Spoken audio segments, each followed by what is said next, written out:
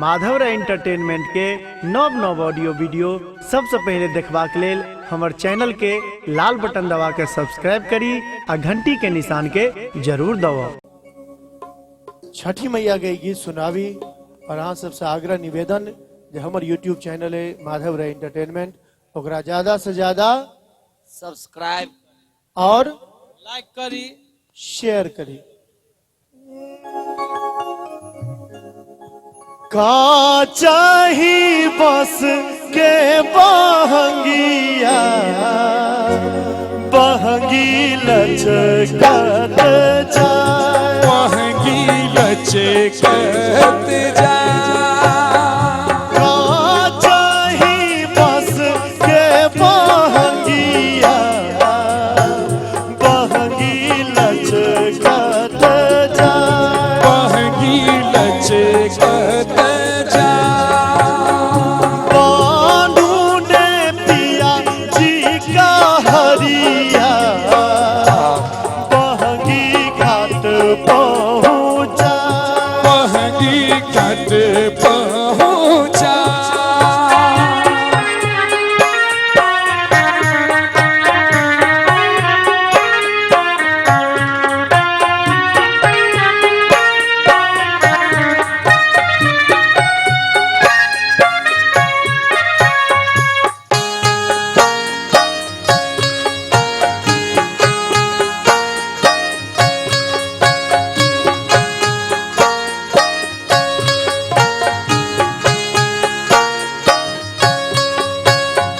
बात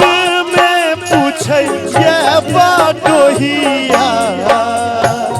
ई भार किने का के जाई भार किने का के जाए तू तो आधार छे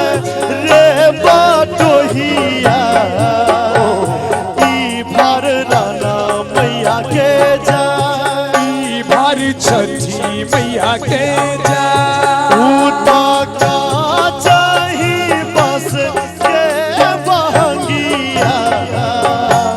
बहंगी लचकत जा महंगी लचकत जा एक बार प्रेम से कहिए छठी मैया की जय हो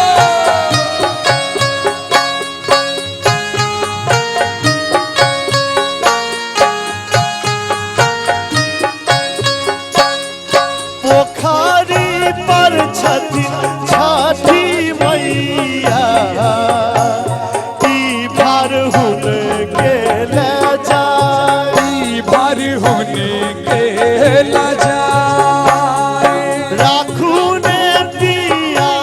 जी का हरिया बहंगी घाट पहुँचा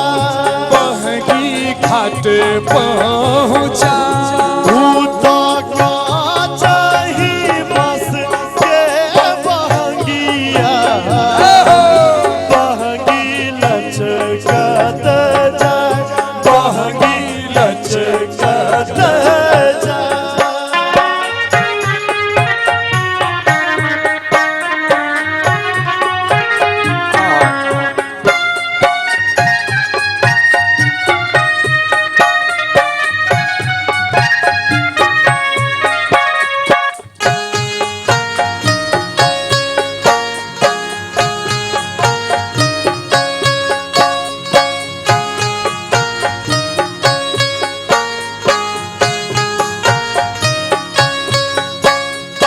बात में पूछे ये बाटोहिया ई भार किने का के जाई भार किने का के जा तू तो बात में पूछे ये बाटोहिया ई भार किने कर जाई भार किने कर जा बानू ने देवर